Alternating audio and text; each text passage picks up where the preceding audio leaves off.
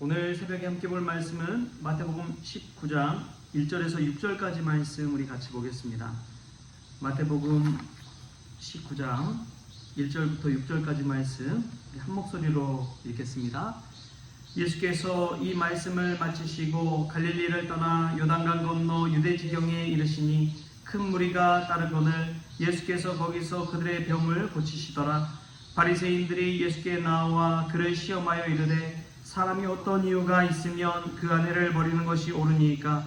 예수께서 대답하여 이르시되 사람을 지으시니가 본래 그들을 남자와 여자로 지으시고 말씀하시기를 그러므로 사람이 그 부모를 떠나서 아내에게 합하여 그 둘이 한 몸이 될지니라 하신 것을 읽지 못하였느냐? 그런즉 이제 둘이 아니요 한 몸이니 그러므로 하나님이 짝지어 주신 것을 사람이 나누지 못할지니라 하시니라. 아멘. 할렐루야. 말씀 가운데 귀한 은혜가 저와 여러분의 있기를 소망합니다. 이제 마태복음 19장에 오면서 달라지는 것이 있어요. 그것이 무엇이냐면 예수님의 사역의 지경이 달라졌습니다. 이제 갈릴리를 떠나서 요단을 건너 유대 지경에 이르게 되었습니다.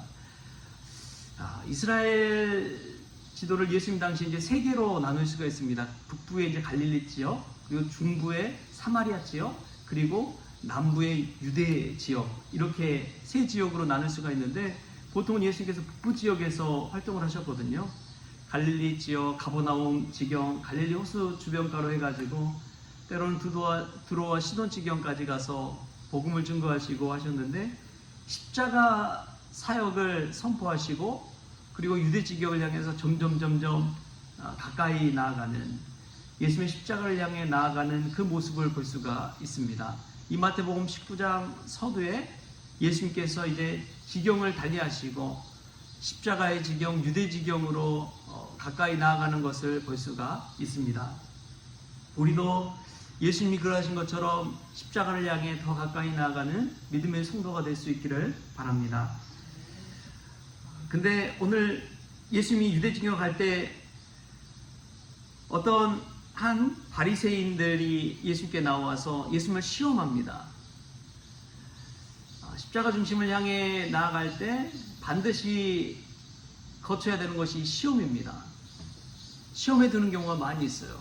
테스트를 받는 거예요. 우리가 하나님을 향해 나아갈 때 사단 마귀는 우리를 가만두지 않습니다. 어떻게 해서든 못 가게 막습니다. 교회에 가려고 할 때 자꾸만 이상한 일들이 생기잖아요. 바쁜 일이 생기거나 갑작스럽게 무슨 일이 생기거나, 그래서 어떻게 해서든 예배 자리, 은혜 자리에 못 가게 만듭니다. 그런 경우가 얼마나 비일비재한지 몰라요. 그럼에도 불구하고 예수님은 그 길을 걸어가셨습니다. 그 시험마다 통과하시고 넘어서시고 끝까지 십자가를 향해 나아갔습니다. 우리도 어떤 시험이 닥칠지라도 주님의 십자가를 향해 나아가는 믿음의 성도 될 수 있기를 바랍니다.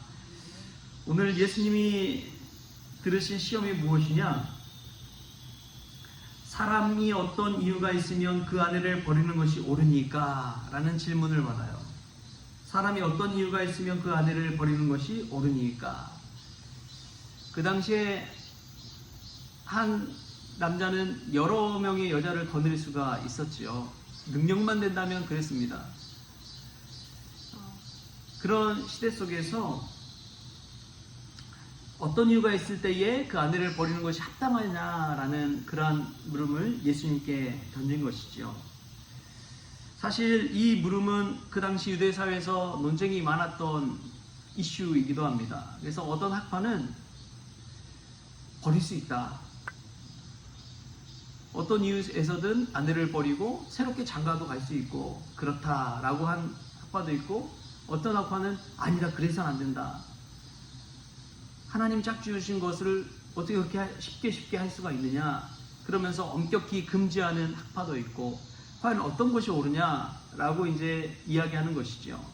서로의 이제 이유를 막 대고 이야기하는데 예수님은 그런 논쟁의 모든 것을 벗어나서 결혼의 원래의 목적, 하나님의 창조 질서 안에서 그 답을 제시하고 있습니다.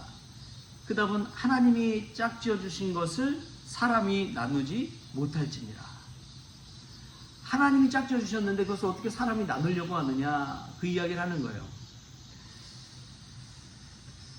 제가 참 좀 좋아하는 목사님 중에 한 분이 낮은담교회 김관성 목사님이라는 분이 있습니다. 이제 그분이 쓴 책 중에 이제 본질이 이긴다라는 책이 있는데, 그 책은 신학생들에게 꼭 한번 필독서로 읽어야 된다라고 추천할 만한 그런 책이지요.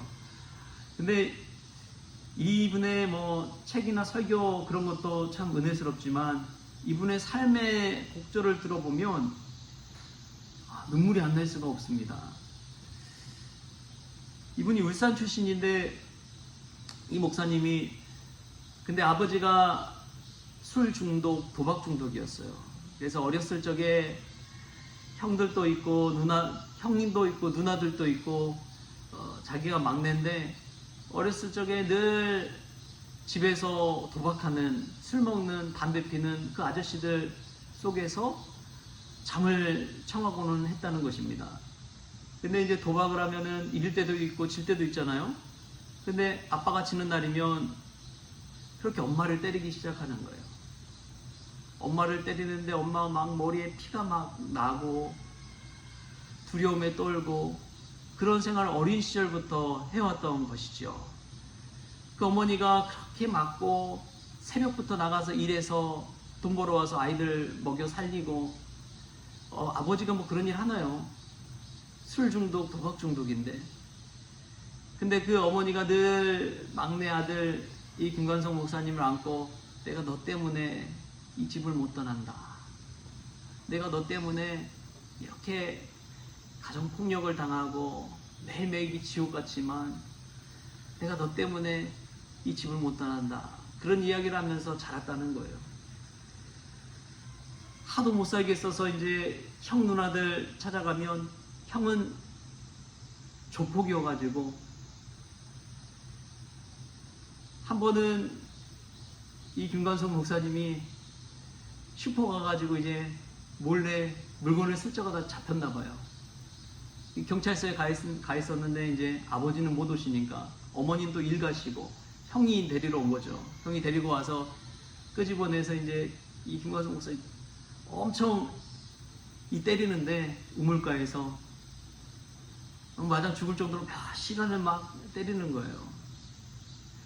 그러더니 하는 이야기가, 너 이제 다음부터 내일부터 교회 나가, 그랬다는 거예요.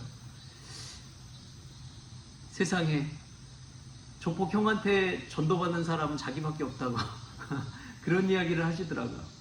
그래서 교회 나가는데 이 형님 그래도 들은 바가 있었는지, 내가 헌금은 챙겨줄게 그랬다는 거예요. 그래서 그때부터 교회에 나가기 시작했다는 것입니다. 누나들도 뭐 마찬가지죠. 10몇 살 되니까 그냥 아버지가 누나들의 식모로 다 팔아버렸습니다. 그래서 미리 그냥 그 식모살이 하는 돈을 다 자기가 받아가지고 술 먹고 도박하고, 그렇게 그냥 딴 집에 가서 생활하는 그 삶을 누나들도 겪게 되었다는 것이죠. 그런 누나들 찾아가서 이제 이 김관성 목사님 막내니까 하소연하면, 너는 그래도 우리보다 낫다고 그런 이야기를 하면서 다시 집으로 돌려보냈다는 거예요. 여러분, 그런 집에서 산다는 것이 쉬운 일이었을까요? 매일매일이 얼마나 끔찍한 삶이었을까요? 이 목사님의 어머니는 또 어땠을까요? 그렇게 맞으면서도 집을 떠나지 아니하고 자식 키우겠다고 하는 그 마음을 가지고 사는 그 어미의 마음. 그런 분에게 이혼에 관해서 이야기한다고 생각해 보십시다. 이혼에 관해서 이야기를 해보십시다. 예수님의 말씀처럼 하나님이 짝지어 주신 것을 사람이 나눌 수 없습니다. 그냥 그대로 사십시오. 여러분, 그렇게 말할 수 있는 목사님이 과연 몇 분이나 될까요? 그분의 인생을 알고 매일매일에 죽을 것 같은 위기 가운데 놓여 있고 늘 지옥인데 끊임없는 고통 속에 살아가는데, 이렇게 말할 수 있는, 예수님의 말씀대로만 그대로 전할 수 있는 그런 분들이 과연 몇 명이나 될까요? 그럼에도 불구하고 이 하나님의 섭리를 보면 참 놀라운 것이, 그런 고통을 감내하고 참고 인내하고 가정을 세워가니까 거기서 이제 김관성 목사님이랑 같은 분들이 나오는 것이죠. 이분이 참 대단한 것이 그것입니다. 행신교회라는 곳에서 목회를 하면서 교회를 부흥시키고 그랬는데, 이분이 놀랍게도 이 행신교회를 부목사님에게 맡기고 부목사님이 담임목사가 되고 자기는 울산에 내려가서 이 낮은담 교회라는 곳을 개척한 거예요. 여러분, 보통 그렇게 하지 않고 다르게 하잖아요. 담임목사는 그대로 있고 부목사를 좀 선교적인 마인드가 있으면은 교회를 개척해 준다든지 그런 식으로 하잖아요. 근데 완전히 이걸 바꿔가지고 부목사님을 담임목사님으로 세우고 자기는 개척하러 가는,